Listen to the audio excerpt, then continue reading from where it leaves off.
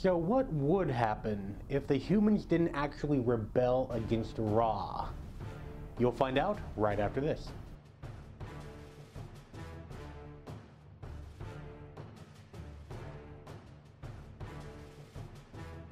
Hey everybody, I'm Taylor and I'm the Stargate guy, where I talk to you about everything and anything Stargate. Today's another crazy theory, which is actually the answer to a question that one of you subscribers proposed.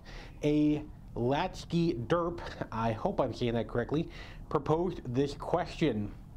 What would happen if the humans on Earth did not rebel against Ra and bury the Stargate?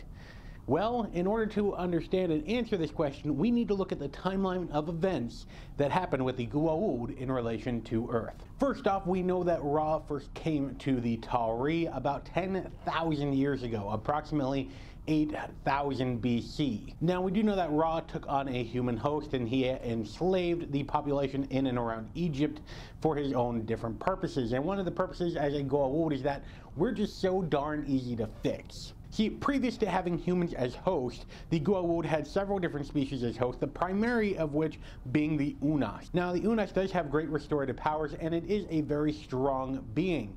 However, humans are way simpler to fix, and it does not take as much time and or effort. So the humans of Earth proved a great resource for the Goa'uld, and Ra, being the first there, totally claimed dibs and took us as hosts. Now, we do know, established in canon, that Ra's reign lasted 5,000 years. That approximately 5,000 years ago, or 3,000 BC, give or take a couple years, the humans under Ra's reign revolted against Ra and kicked the snake butt out. And Ra left, and the Stargate was buried by the humans. Now, we do know that Ra did have control of the Stargate, which means that any Goa'uld who came to the planet Earth would have to cart off their humans in ships, or broker a deal with Ra to transport the humans to other planets to serve as slaves and hosts. Now, we know that Ra took humans to his own planet and his own domain. Abydos being the closest planet to Earth, he naturally populated with human slaves and had them mine Naquadah, one thing that Earth did not have. Now, we do know that Abydos was near the heart of Ra's territory. We find this out when Anubis goes out searching for the Eye of Ra. But since that Abydos is the closest planet to Earth, it would stand to reason that Earth would also be well within Ra's domain. So that raises the question of how did all the other Goa'uld get humans, and what exactly happened after Ra left Earth? Well, we do know that Earth is a big place, and it had a lot of humans spread all over the freaking globe. We also know that the Goa'uld, such as you, was not around ancient Egypt, but instead was around China. Now, we do know that after Ra left about 5,000 years ago, there were still Goa'uld on the planet Earth. For example, 4,000 years ago, Omaroka went to the planet in order to help out the humans due to her compassion. But she was defeated by the hand of Belos, who was a Goa'uld and who enslaved humans. Now, this is the only time we ever heard about Belos, but there were other Goa'ulds besides him. Now, we do know that approximately 2,000 years ago in the New World, Hathor, who is from ancient Egyptian mythology, was imprisoned in a Mayan mythology's sarcophagus, and that this was later brought out to wreak havoc in the SGC in the episode Hathor. Now, another instance of Goa'uld coming to Earth and snatching grabbing humans is approximately 750 CE, Common Era, or AD after death, depending on whether or not you're Christian. Now, at this point, we had a Goa'uld again come to the New World, knock over the city of Teotihuacan, take its inhabitants, and they would later become the Albanians, the ones who put nanites in kids' brain and made them super smart, and then taking that away, making them mentally retarded. And another smash and grab job was done by Sokar 1,000 years ago, where this time he hit up Europe and he grabbed a whole bunch of medieval Christians to take to other planets and posed as the devil. That was a fun little episode. So we know that when Ra was around, there were still some Goa'uld, and that those Goa'uld became system lords as powerful as Ra. For example, Yu was around the same time as Ra, and Nerti and Kronos and Baal were all around the same time period that Ra was, give or take. Now, it was only after Ra where we had other lesser Goa'uld smash and grab humans and take them elsewhere. with the exception of Sokar.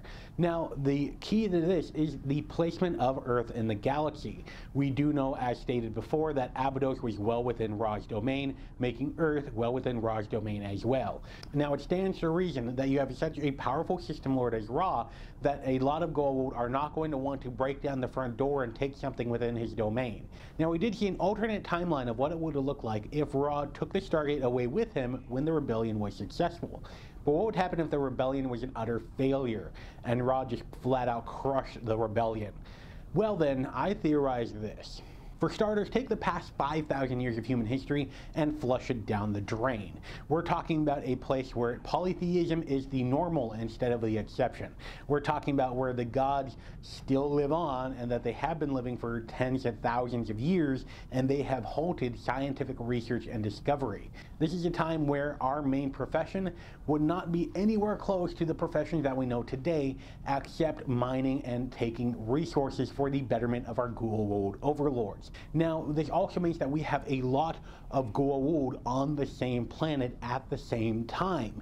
And if there's one thing that we know about the Goa'uld, apart from the fact that they like bling and melodrama, is that they don't like sharing with others. They hate others playing with their toys. Therefore, it would stand to reason that we would have Goa'uld struggle for territory on the planet Earth, primarily because of the human resource that is there.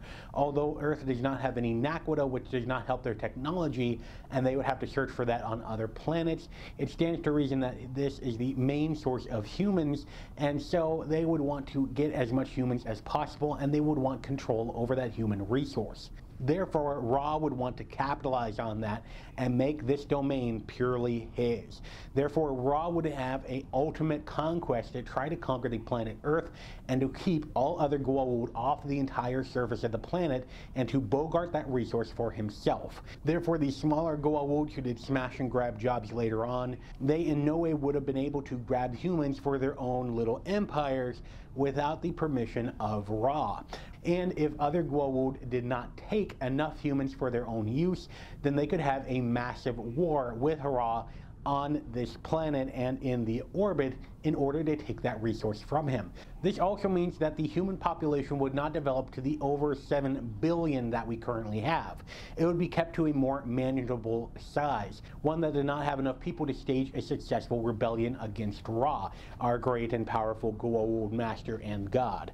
Instead, we would have a much smaller controllable population, and we would have smaller pockets of humans where the Goa'uld can keep their eyes on the population.